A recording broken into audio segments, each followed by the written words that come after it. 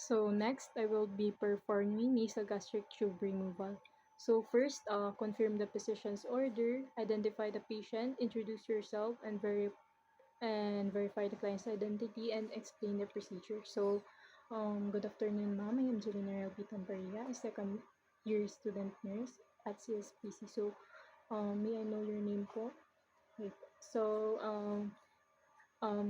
today po is we will be tatanggalin na po natin ang NGT niyo po. So, it is done when the client is normally can eat and drink na, or it is no longer required.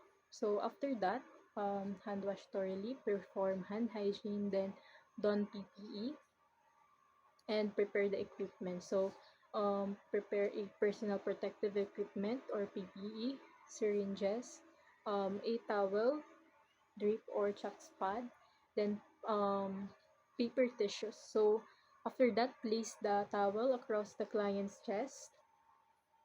Then, flush the flush tube with 5 to 10 ml of normal saline or sterile water, soaking first before connecting to the syringe. Then flush a 5 to 10 ml of sterile water or normal saline. Then um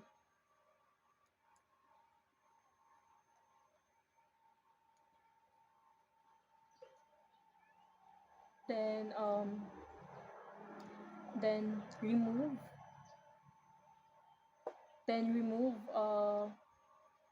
the tape or securement device.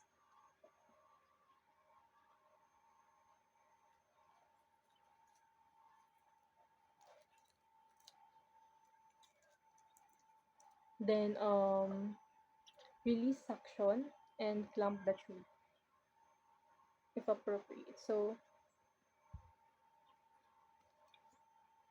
ask the client to take a deep breath and hold breath if they can, or exhale slowly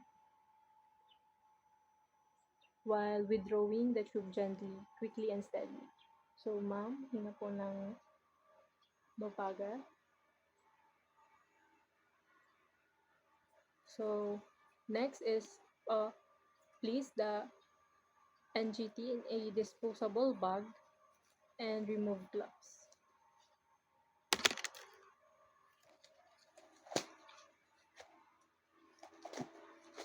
Then assist the client with thorough mouth and near care.